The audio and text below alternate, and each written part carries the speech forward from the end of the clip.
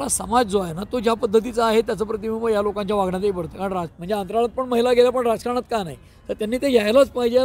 पुरुषांशी अक्षरशः कॉम्पीट करून यायला पाहिजे, त्यांना मागे टाकून यायला पाहिजे. आम्ही इतकं मोठं बहुमत दिलं आणि यांना साधं मंत्रिमंडळ ठरवता येत नाही. बरं मंत्रिमंडळ दिलं तर आज त्यांचं खाते वाटप नाही. मग खाते कधी होणार? 1-2 दिवसात होतील. अहो सेशनच 5 दिवसाचं आहे. एखादा माणूस रेल्वेच्या डब्यात शिरतो त्यावेळेला त्याला कोण लोक येऊ देत नाहीत आतमध्ये, मग तो बसतो आणि 2-4 स्टेशन गेल्यावर तो नवीन माणसाला विरोध करायला लागतो, म्हणजे तो आतला होतो. मंडळी नमस्कार. महाराष्ट्र मल्टीमीडिया कम्युनिकेशन्स अर्थात MMC न्यूज नेटवर्कच्या वर्तमान या व्हिडिओमध्ये मी मिलिंद लिमये आपलं स्वागत करतो. तब्बल 22 दिवसांनी म्हणजे महाराष्ट्र राज्याच्या विधानसभेचा निवडणुकीचा निकाल लागल्यानंतर तब्बल 22 दिवसांनी फुल फ्लेज मंत्रिमंडळ ज्याला म्हणता येईल किंवा एक पूर्ण स्वरूपाचं मंत्रिमंडळ ज्याला म्हणता येईल असं राज्याचं मंत्रिमंडळ अस्तित्वात आलेलं आहे. कालच नागपूरमध्ये हिवाळी अधिवेशनाच्या पूर्वसंध्येवरती त्याला सगळ्यांना मुहूर्त मिळाला आणि ते सगळे नवीन मंत्री झालेले आहेत. 39 मंत्र्यांनी काल राजभवनाच्या परिसरामध्ये राज्यपाल CP राधाकृष्णन यांच्या हस्ते शपथ घेतली आणि काल राज्याचं तब्बल 42 जणांचं मंत्रिमंडळ अस्तित्वात आलेलं आहे.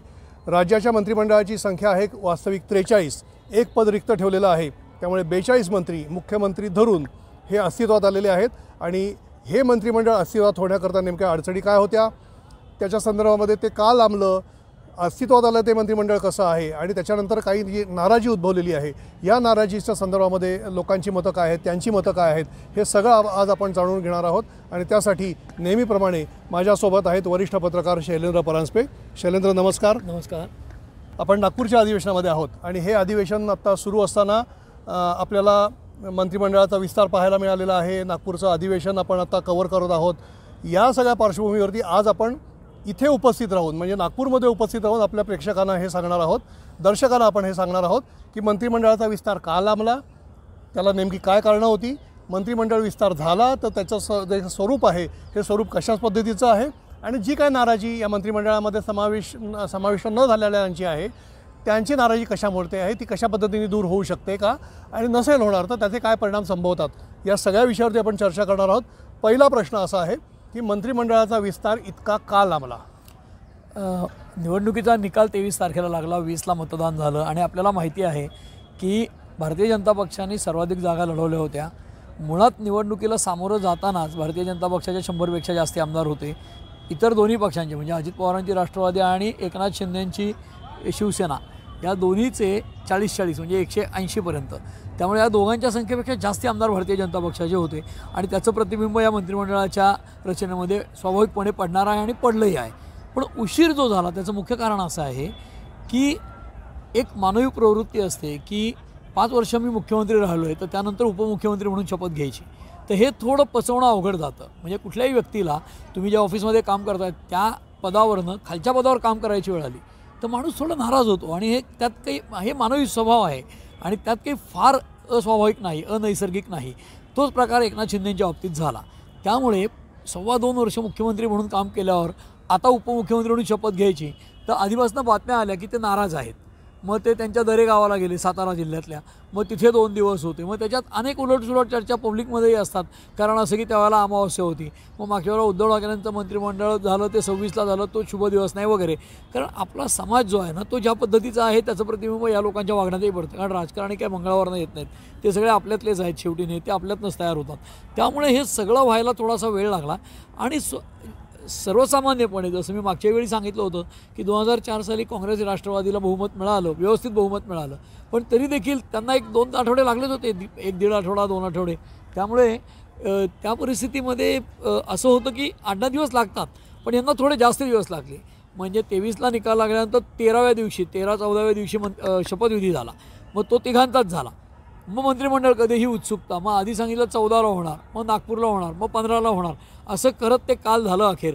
पण ते झालं जरी असलं तरी मला मूळ मुद्दा त्यातला वेगळा आहे की मंत्रिमंडळाला उशीर का, कधी होणार, पत्रकारांची उत्सुकता, TV वाहिन्यांच्या बातम्या, सोशल मीडियाच्या टीका, याही पलीकडे जाऊन मला असं वाटतं की या सगळ्या परिघाच्या बाहेर कोण आहे तर जनता आहे. आणि जनता कोण म्हणजे 288 आमदारांना निवडून कोणी दिलं आहे? जनतेने दिलं आहे. नेहमी राजकारण्यांची तक्रार काय असते की आम्हाला पूर्ण बहुमत नव्हतं म्हणून आम्हाला काही निर्णय घेता आले नाहीत, आमच्या आघाडीच्या मजबुरी आहेत वगैरे वगैरे. आज इतकं भरघोस म्हणजे 90% जागा भारतीय जनता पक्षाच्या आल्या आणि 2/3 ह्या आघाडीला म्हणजे महायुतीला बहुमत मिळालं. इतकं असताना सुद्धा जर तुम्ही मंत्रिमंडळ करायला 3 आठवड्याहून जास्त काळ लागत असाल तर हा त्या सामान्य माणसांचा भ्रमनिरास करणारा नाही का? म्हणजे तुम्हाला वाटत असेल हे असं होतं, हे काय स्वाभाविक आहे, पण शेवटी त्या लोकांच्या मनात प्रत्येक दिवसागणिक अँझायटी असते आणि त्यांना वाटतं की आम्ही इतकं मोठं बहुमत दिलं आणि यांना साधं मंत्रिमंडळ ठरवता येत नाही. बरं मंत्रिमंडळ दिलं तर आज त्यांचं खाते वाटप नाही. मग खाते कधी होणार? 1-2 दिवसात होतील. अहो सेशनच 5 दिवसाचं आहे. 1-2 दिवसात म्हणजे काय? मग एक मुख्यमंत्री ठेवला तर तो सगळ्या लोकांची उत्तरं देऊ शकेल. त्यामुळे जनतेला आपण नाराज करत आहोत याचं कुठेतरी भान ठेवण्याची गरज आहे असं मला वाटतं. यात प्रश्न नेमके हेच उद्भवतात की बहुमत तर मोठ्या प्रमाणावरती मिळालं, त्यामुळे बहुमत जास्त मिळालं म्हणून प्रॉब्लेम निर्माण झाले की प्रत्येकाच्या खात्यांची वाटप करताना म्हणजे तुला कोणती खाती हवीत, मला कोणती खाती हवीत, लोकांना मंत्रिमंडळ लवकर द्यायचं आहे हा विषय सोडून देऊन लोकांना खाती याला द्यायची का त्याला द्यायची आणि तुला हे खातं पाहिजे का मला हे खातं पाहिजे या ह्याच्यामध्ये हा घोळ घातला गेला असं तुम्हाला वाटतं? हे बघा, आपला समाज जो आहे तो भावनाशील आहे. भावनेवरच सगळा व्यवहार चालतो. जरी व्यवहार असला तरी तो भावनेवरही आधारित असतो. त्यामुळे कुठेतरी आज फडणवीसांनी पहिल्या दिवशी जाहीर केलं असतं मी शपथ घेणार आहे. जसं शिवसेनेला बाजूला ठेवून घेतली होती 14 साली की आम्ही 122 तरी घेतो. मग 132 असताना का नाही घेतली? दिला असता बाहेरनं पाठिंबा शरद पवारांनी, दिला असता उद्धव ठाकरेंनी. असं होत नाही. कारण महायुती म्हणून लढल्यात 132 आणि 5 इतर पक्षांना दिलेले असे धरून 137 जेव्हा होतात त्यावेळेला तुम्हाला त्या घटक पक्षांना सुद्धा विचारात घ्यावं लागतं. आणि शिंदेंसारखा नेता की ज्याची पॉप्युलॅरिटी खूप होती, लाडकी बहीणच्या मागे चेहरा त्यांचा तुम्ही दाखवला होता, त्यावेळेला त्यांना डावलून करणं हाही वेगळा संदेश जनतेत जातो. तेव्हा शेवटी हे सगळं राजकारण जे आहे ते भावनेवर आधारितच असतं आणि म्हणून तो विलंब झाला. विलंब झाला जरी असला तरीसुद्धा नंतर खातेवाटप आणि आता मंत्रिमंडळ हे लवकर करायला पाहिजे, खातेवाटप लवकर केलं पाहिजे आणि कारभार लवकर सुरू केला पाहिजे. ही जनतेची अपेक्षा असं मला वाटतं आणि ती त्यांनी पूर्ण करायला हवी. निश्चितपणे आपण थोडासा पुढच्या प्रश्नाकडे जाऊया. विषय असा आहे की मंत्रिमंडळाचा विस्तार होतो शेवटी एकदाचा झाला. आज जे काय सगळं मंत्रिमंडळ स्थापन झालेलं आहे म्हणजे 33 कॅबिनेट मंत्री आलेले आहेत आणि 6 राज्यमंत्री झालेले आहेत. अनेक धक्के दिलेले आहेत. खरं तर अनेक नवीन चेहरे दिलेले आहेत. अनेक जाती धर्माची समीकरणं बसवलेली आहेत. अनेक ज्याला आपण प्रादेशिक समतोल आहे तो राखण्याचा प्रयत्न केलेला आहे. तर ह्या सगळ्या विस्ताराबाबत किंवा हे जे सगळे चेहरे आहेत अनेकांना धक्काही दिलेला, आपण धक्का दिलेल्या विषयावरती आपण नंतर बोलूया. पण हे जे काय नवीन समाविष्ट केलेले आहेत तर हे जे काय सगळं समीकरण बसवण्याचा जो काय प्रयत्न झाला या संदर्भामध्ये आपल्याला काय सांगता येईल? याच्यामध्ये कसं आहे, आधीही फडणवीसांनी इंटरव्ह्यूत सांगितलं होतं ते बरोबर आहे की नव्या जुन्याचा संगम करायचा प्रयत्न केला आहे. प्रादेशिक समतोल हा कुठल्याही पक्षाला सत्तेवर आलेल्या सरकारला करावा लागतो. त्याचं कारण असं त्या भागातल्या जनतेच्या आकांक्षांचं प्रतिबिंब असतं. तेव्हा प्रादेशिक समतोलही ठेवायला लागतो. प्रादेशिक भावनांच्या अस्मितांचं प्रतिबिंब पडावं लागतं मंत्रिमंडळात. कारण सरकार हे अख्ख्या राज्याचं आहे, ते कुठल्या एका विशिष्ट प्रदेशाचं नाही. पण अनेकदा असं होतं की एखाद्या पक्षाला एखाद्या भागातनं जास्ती आमदार मिळतात, स्वाभाविकपणे तिथले जास्ती मंत्री होतात. जसं आत्ता अजित पवारांसारखा माणूस या मंत्रिमंडळात आहे आणि भारतीय जनता पक्षालाही जिथे अजिबातच यश मिळायचं नाही पश्चिम महाराष्ट्रात तिथे बऱ्यापैकी यश मिळालं. 10 मंत्री दिलेत, म्हणूनच तिथले सर्वाधिक मंत्री आहेत की जे 10 आहेत. आता ही गोष्ट स्वाभाविक आहे, म्हणजे याच्यात अस्वाभाविक असं नाही आणि कळायलाही सोपं आहे. त्याच्या पलीकडे जाऊन त्यांनी नव्या जुन्याचा संगम केला आहे. त्याबरोबर अनेक नवीन चेहऱ्यांना संधी दिली आहे. जसं आदिती तटकरे आधीच मंत्री होत्या पण त्या सर्वात तरुण आहेत आणि गणेश नाईकांसारखे 74 वर्षाचे मंत्री आहेत. आता गणेश नाईक 74 वर्षाचे आहेत. त्यांच्या मुलांनी पक्षाच्या आदेशाविरुद्ध जाऊन वंदा म्हात्रेंच्या विरुद्ध बंडखोरी केली होती नवी मुंबईत. म्हणजे दुसऱ्या पक्षाकडनं भारतीय जनता पक्षातनं बाहेर जाऊन दुसरीकडे जाऊन लढले होते. तरीही त्यांना मंत्री का केला असं लोकांच्या मनात येऊ शकतं. पण त्याचं उत्तर साधं आहे की जरी आपल्याला असं वाटलं तरीसुद्धा येणाऱ्या महापालिका निवडणुका या महत्त्वाच्या आहेत. स्थानिक स्वराज्य संस्थांच्या निवडणुकांमध्ये नवी मुंबई ही मोठी महापालिका आहे जी मुंबईच्या लगत आहे. त्यामुळे तिच्यावरचं गणेश नाईकांचं प्रभुत्व लक्षात घेता त्यांना नाराज करणं हे परवडणारं नव्हतं आणि म्हणून त्यांना मंत्री करण्यात आलं आहे. बरोबर आहे. आता त्याच्यानंतर काही चेहरे तर अगदी नवीन म्हणजे प्रताप सरनाईक आहेत, भाजपाचे जयकुमार गोरे आहेत, बाबासाहेब पाटील आहेत. जयकुमार गोरे यांना कॅबिनेट मंत्री केलेलं आहे. भाजपचे म्हणतात ते मूळ पूर्वाश्रमीचे काँग्रेसवाले आहेत. तरी सुद्धा हे चेहरे जे आहेत हे जे साधारणपणे पत्रकारांमध्ये सुद्धा चर्चा अशी होती, प्रताप सरनाईक आहेत, नितेश राणे आहेत, जयकुमार गोरे आहेत, नंतर बाबासाहेब पाटील आहेत, ही जी काय सगळी नावं होती ही साधारणपणे राज्यमंत्री होतील असं वाटलं होतं. पण ह्या सगळ्यांना कॅबिनेट मंत्री केलेलं आहे. त्यामुळे थोडासा एक धक्का देण्याचा प्रकार नाही का? या प्रत्येकाच्या बाबतीत केस बाय केस थोडंसं वेगळं आहे. त्याचं कारण असं की आता राण्यांचे चिरंजीव म्हणजे स्वतः नारायण राणे मुख्यमंत्री राहिलेले आहेत, केंद्रीय मंत्री राहिलेले आहेत आणि आता ते नुसते खासदार आहेत. तर तिथे आत्ता त्यांची दोन्ही मुलं आमदार झाली आहेत. आता एक दुसऱ्या पक्षाच्या तिकिटावर झाला आहे आणि एक भारतीय जनता पक्षाच्या. आता हे मूळ सगळे शिवसैनिक आहेत, म्हणजे नारायण राणे स्वतः शिवसैनिक, नंतर ते काँग्रेसमध्ये गेले, मग आता भाजपत आले, भाजपतून केंद्रीय मंत्री झाले, आता त्यांचा मुलगा भाजपचा मंत्री होणार आहे. तर त्यांच्या मुलाची सुद्धा टर्म आणि त्याचं एकूण गेल्या विरोधी पक्षात असतानाचं त्याचं जे उपद्रव मूल्य सरकारसाठी होतं किंवा एस्पेशली शिवसेनेसाठी उद्धव ठाकरे यांच्या शिवसेनेशी लढतानाची जी ताकद आहे राणेंची ती विचारात घेऊन केलं आणि म्हणूनच दीपक केसरकर तिथले वगळलेले आहेत आणि राणे हे कॅबिनेट मंत्री होताना दिसतात.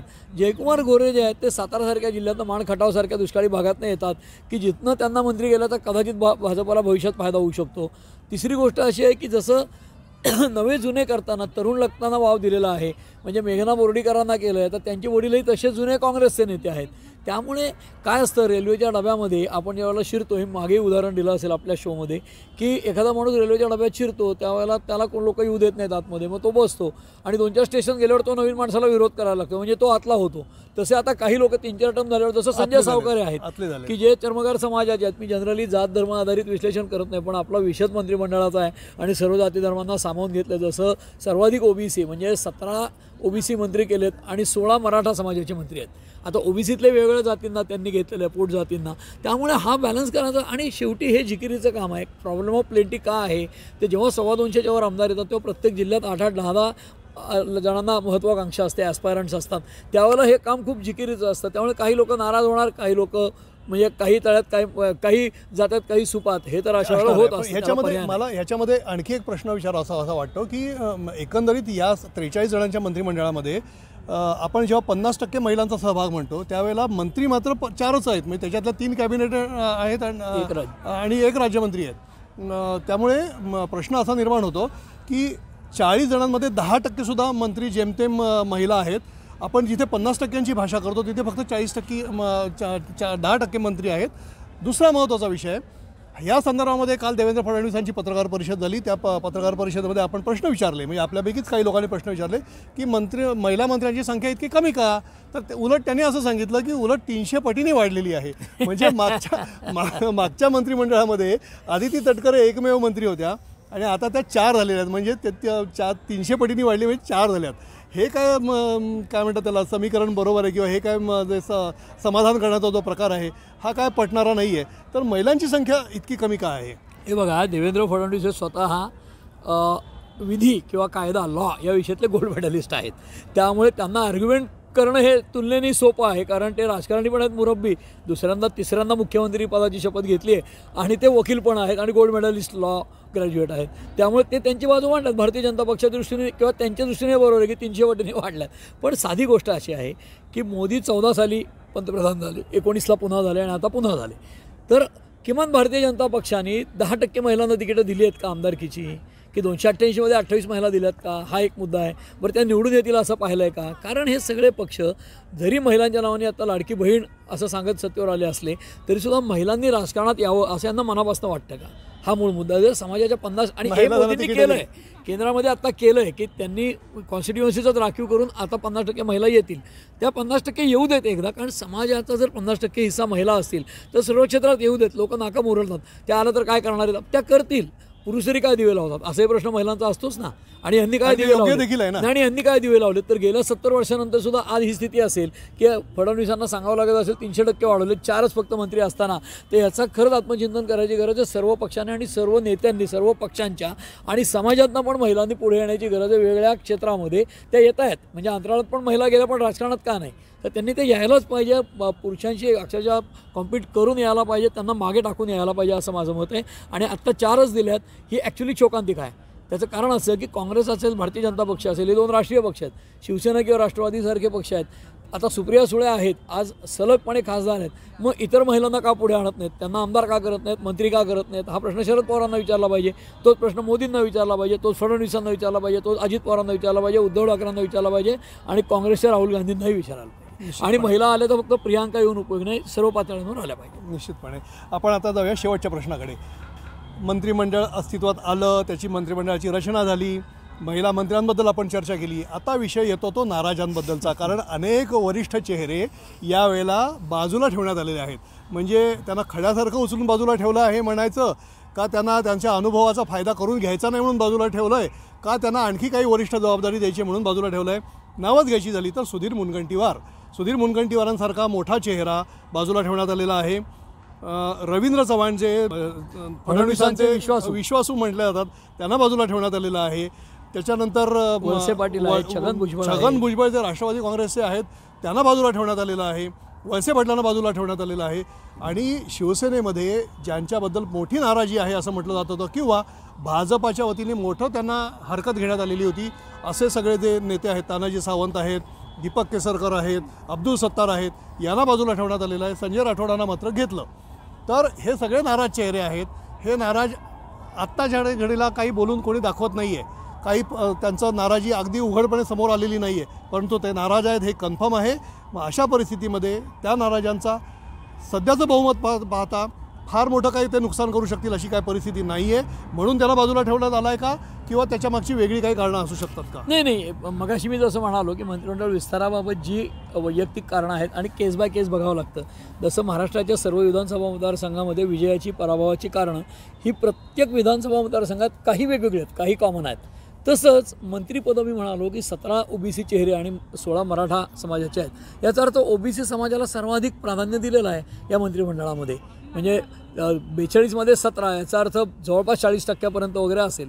तर तसं जर असेल तर लोकसंख्येच्या प्रमाणात आहेत का? आहेत. OBC समाज नाराज असायचं कारण नाही. पण छगन भुजबळ हा OBCंचा चेहरा आहे राज्यातला, ही वस्तुस्थिती आहे. आणि ते वर्षानुवर्ष मंत्री आहेत. मूळ शिवसेनेचे, बॉम्बेचे महापौर होते, त्याच्यानंतर राष्ट्रवादीमध्ये मंत्री होते, उपमुख्यमंत्री होते, गृहमंत्री होते. हे सगळं असताना अजित पवारांच्या बरोबर ते इकडे आले. ते 2 वर्ष तुरुंगातही राहून आलेले आहेत. अशा परिस्थितीत आज त्यांनी त्यांची नाराजी व्यक्त केलेली आहे. इथे विधानसभेच्या आवारात त्यांना ज्या वेळेला पत्रकारांनी विचारलं की तुम्हाला तुमच्यासारख्या ज्येष्ठ नेत्याला वगळलं, तुम्ही नाराज आहात का? तर ते म्हणाले हो मी नाराज आहे. तर नाराज आहे म्हणल्यावर पुढे काय? तर तुम्ही तुमच्या नेत्याशी बोलणार का? म्हणजे अजित पवारांशी बोललात का किंवा बोलणार का? ते म्हणलं मला अजित पवारांशी बोलण्याची गरज नाही आहे असं म्हणाले आणि ते निघून गेले. याचा अर्थ काय?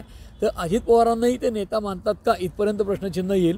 त्यातनं काही बंड होतं का? मला वाटत नाही. कुठल्याही पक्षात बंड होणार नाही. कारण केस बाय केस जसं बघावं लागतं अशी परिस्थितीच नाही. त्याचं कारण असं की त्यांची परिस्थिती काय आहे हा एक भाग आणि या प्रत्येकाची वेगळी आहे. जसं दिलीप वळसे पाटलांच्या तब्येतीचंही कारण आहे.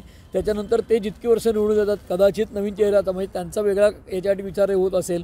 त्याच्या पुढची गोष्ट मुनगंटीवारांची आहे. मुनगंटीवारांच्या बाबतीत त्यांना लोकसभेला तिकीट दिल्यावर ते अतिशय मनापासून लढले नव्हते. ते म्हणले ते मी मनाविरुद्धच लढतो. या पद्धतीचं त्यांचं म्हणजे ते जरी जाहीर बोलले नसले तरी त्यांचं एकूण जे लोकसभेच्या निवडणुकीतलं लढणं होतं ते हरण्यासाठीच लढणं होतं हे स्पष्ट दिसत होतं. म्हणजे त्यांनी निवडणूक निकरांनी लढली आहे का असा प्रश्न पडावा. आणि हे जे गोष्टी असतात हे जसं फार वेगळी उदाहरणं देऊन राज ठाकरे बोलतात की अमुक केलं तर तरंगतो वगैरे, परंतु मी तसे शब्द न वापरता तुम्ही जर म्हणजे भारतीय जनता पक्षासारखा पक्ष अशा शिस्तीचा पक्ष आहे की जिथे तुम्ही केंद्रीय नेतृत्वाच्या किंवा राज्यातील नेतृत्वाच्या विरोधात काही केलं किंवा अनिच्छा दाखवलीत तर तुम्हाला त्याचे परिणाम भोगायला लागतात. आणि ते मुनगंटीवारांच्या बाबतीत घडलं आहे असं मला वाटतं. आणि त्यांचा आमदार म्हणून उपयोग होईल ना, कारण ते स्वतः अर्थमंत्री असताना किंवा अगदी सांस्कृतिक कार्य राज्यमंत्री कॅबिनेट मंत्री असतानाही आत्ताच्या घडीला इतके तास इतके मिनटं इतकी सेकंद झाली आहेत तर ते इतके तास इतकी मिनटं इतकी सेकंद मोजत मी मंत्रिमंडळाबाहेर होतो आणि आता येऊन कसं काम करायला लागलो हे दाखवायची संधी आहे. त्यांना काम करावं लागेल. निश्चितपणे आपण या सगळ्या मंत्रिमंडळाची जी स्थापना आहे त्याची जे फॉर्मेशन आहे आणि या फॉर्मेशनच्या पलीकडे जाऊन जे काय वरिष्ठांची नाराजी तयार झालेली आहे ती नाराजी कितपत टिकेल, त्यांना काही आणखी पदं दिली जातील, आणखी त्यांना काही संधी दिली जाईल किंवा आणखी कुठच्या वेगळ्या पदावरती त्यांना सामावून घेतलं जाईल हे येणारा काळ आपल्याला सांगणार आहे. परंतु हे मंत्रिमंडळ जे आज अस्तित्वात आलेलं आहे हे मंत्रिमंडळ राज्याच्या दृष्टीने किती महत्त्वाचं आहे, किती इफेक्टिव्ह आहे, किती कार्यक्षम आहे हे बघणं महत्त्वाचं आहे. आणि त्याचबरोबर काल मुख्यमंत्र्यांनी जी पत्रकार परिषद घेतली त्याच्यामध्ये महायुतीच्या तिन्ही नेत्यांनी म्हणजे मुख्यमंत्री आणि दोन्ही उपमुख्यमंत्री या दोघांनीही सांगितलेलं आहे की 2.5 वर्षाचा कालावधी आम्ही कबूल केलेला किंवा ठरवलेला आहे. आम्ही तो आमच्या या मंत्रिमंडळातल्या नव्या चेहऱ्यांना सांगितलेला आहे आणि तुमची कार्यक्षमता जी आहे ही कार्यक्षमता पाहूनच तुम्हाला कंटिन्यू करायचं का नाही, तुम्हाला पुन्हा मंत्रिमंडळात ठेवायचं की नाही याबाबत निर्णय घेतला जाईल. आणि हे सांगितल्यानंतर कदाचित आज जे नाराज बसलेले आहेत या नाराजींना त्या नाराज असलेल्या लोकांना त्यातून काहीतरी एक आशेचा किरण दिसतो का हे आता त्यांना पाहावं लागणार आहे किंवा त्याकडे त्यांना आस लावून पाहावं लागणार आहे. ते पाहतील नाही पाहतील आपल्याला माहिती नाही. ते पाहत असतील तर ते कसं असणार आहे, त्यातून भविष्यामध्ये काय साध्य होणार आहे किंवा भविष्यातून काय आणखीन नवीन निर्माण होणार आहे त्याच्या काही चर्चा होणार आहेत. या सगळ्या मुद्द्यांवरती आपण पुढच्या एपिसोडमध्ये बोलणार आहोत. आणि तोपर्यंत तुम्ही आमचा हा एपिसोड कसा वाटला ते आम्हाला जरूर कमेंट सेक्शनमध्ये जाऊन कळवा. आमचा एपिसोड लाईक करा आणि चॅनल सबस्क्राईब करायला अजिबात विसरू नका. धन्यवाद.